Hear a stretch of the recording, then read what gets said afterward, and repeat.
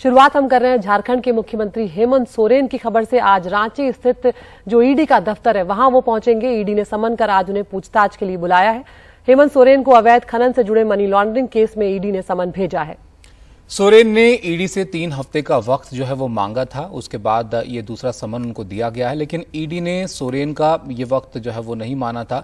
इससे पहले कल मुख्यमंत्री आवास पर सरकार में शामिल सभी दलों के नेताओं की एक बैठक हुई। यूपीए की बैठक के बाद स्वास्थ्य मंत्री बन्ना गुप्ता ने कहा कि ये सरकार संविधान में विश्वास करने वाली सरकार है और जिस तरह से सरकार को अपदस्थ करने की साजिश की जा रही है वो जल्द ही बेनकाब हो जाएगी। सीएम सोरेन ने अपने आवास पर झारखंड मुक्ति मोर्चा के कार्यकर्ताओं को भी संबोधित करते हुए कहा कि विपक्ष के षड्यंत्र को विफल कर देंगे। तो यहां पर आज ईडी से पूछताछ होने जा रही है। ईडी पूछताछ करने जा रही है हेमंत सोरेन से, और ये जो मामला है ये अवैध खनन से जुड़ा हुआ है और बहुत लंबे वक्त से इस मामले को लेकर ये भी सवाल उठ रहे हैं कि क्या हेमंत सोरेन की जो कुर्सी है वो खतरे में आ जाएगी। एक बार आपको हम सुनवाते हैं हेमंत सोरेन का इस मामले पर क्या कुछ कहना है, क्योंकि वो लगातार ये बात कह रहे हैं कि ये जो विपक्ष साजिश कर रहा है इसको हम विफल कर देंगे। पनडुब्बी सब पानी से बाहर निकलने का कोशिश कर रहा है। उस षड्यंत्र को अभी नाकाम करने के लिए भी हम लोग तैयारी कर रहे हैं और इस बात को अब आप लोगों को जवाब देना है। ये इस राज्य में ये षड्यंत्रकारियों का राज चलेगा कि यहाँ के मूलवासी आदिवासियों का राज? किन प्रकार ये लोग लगे हुए हैं हमें परास्त करने के लिए, हमें सत्ता से बेदखल करने के लिए, क्योंकि इनको पता है कि ये आदमी 5 साल अगर यहाँ टिक गया तो यहाँ के मूलवासी आदिवासियों को इतना मजबूत कर देगा कि जो लोग बाहर से आकर के यहाँ राजनीति करते हैं उसको खदेड़ने का काम करेंगे। आप लोग खड़े रहिए, आप लोग डटे रहिए, मैं इन सबको एक एक करके देख लूंगा। हमारे सहयोगी मनीष कुमार हमारे साथ जुड़ गए हैं। मनीष जी, इस मामले को लेकर काफी वक्त से सियासत होती रही है, इस मामले के बारे में थोड़ा बताइए और कब तक अब जो है हेमंत सोरेन पहुंचेंगे ईडी के दफ्तर?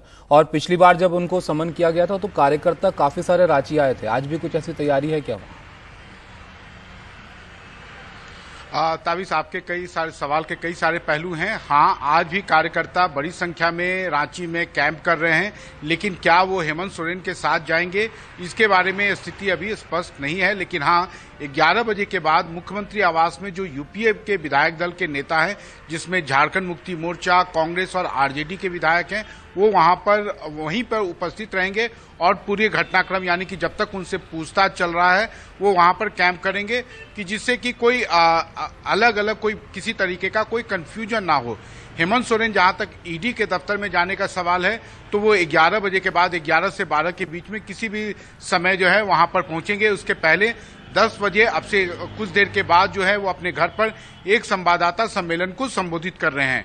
जहां तक इस घटनाक्रम का या इस पूरे घोटाले का बात है तो ये घोटाला जो है वो संथाल परगना के इलाके में जो हेमंत सोरेन का आप कह सकते हैं कि डोमेन भी है, वो उनका पॉलिटिकल कंस्टिट्यूएंसी भी वही है, तो वहां पर अवैध खनन का मामला है कि किस तरीके से वहां पर बिना सरकार को राजस्व दिए वहां पर खनन चल रहा था।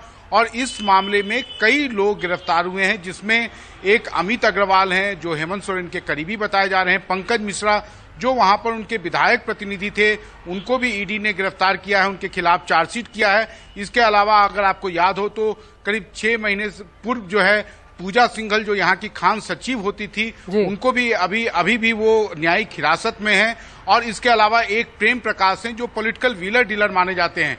लेकिन हेमंत सोरेन के खिलाफ क्या मामला है ये अभी तक स्पष्ट नहीं हो पाया है। हाँ, हालांकि छापेमारी के दौरान कुछ चेकबुक मिले थे जो हेमंत सोरेन के थे, जो उनके विधायक प्रतिनिधि के पास थे। और इसके अलावा जो है ईडी की जो जांच है या ईडी के जो सवाल हैं वो इसी क्रम में होगा कि आखिर वहां पर संथाल परगना के इलाके में इन लोगों का जो एक तरह का प्रभाव था उसका किस तरीके से दुरुपयोग हो रहा था। ताबिश, बिल्कुल मनीष, यहाँ पर लगातार हम देख रहे हैं कि जो सरकार है, हेमंत सोरेन की जो पार्टी है वो और जो सहयोगी पार्टियां हैं वो लगातार ये कह रहे हैं कि सरकार को गिराने की ये साजिश कर रही है विपक्षी पार्टियां, और बीजेपी पर आरोप लगा रहे हैं। जो बैठक हुई है उसमें क्या कोई प्लान बी है? अगर हेमंत सोरेन की कुर्सी पर कोई आंच आती है तो क्या कुछ तैयारियां इस खेमे से हो रही हैं?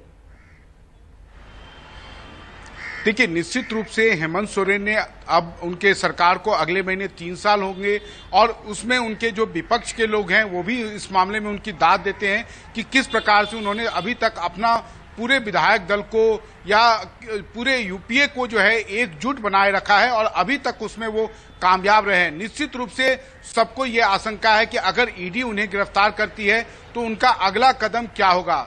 हेमंत सोरेन ने अपने पत्ते नहीं खोले हैं, लेकिन उनको मालूम है कि अभी का जो फिलहाल झारखंड में यूपीए विधायक दल है उसमें उनको पूरा समर्थन प्राप्त है और वो जो भी चाहेंगे वो उनके अनुसार ही होगा। अदिति, शुक्रिया मनीष जी आपका सब जानकारी के लिए। आपके पास हम लौटते रहेंगे और ज्यादा अपडेट के लिए इस खबर से जुड़े हुए। तो जैसे कि मनीष जी बता रहे थे, आज दोपहर तक जो है हेमंत सोरेन पहुंच सकते हैं ईडी के दफ्तर 11 से 12 बजे के बीच में, और अब से थोड़ी देर बाद एक प्रेस कॉन्फ्रेंस भी उनकी तरफ से की जा सकती है।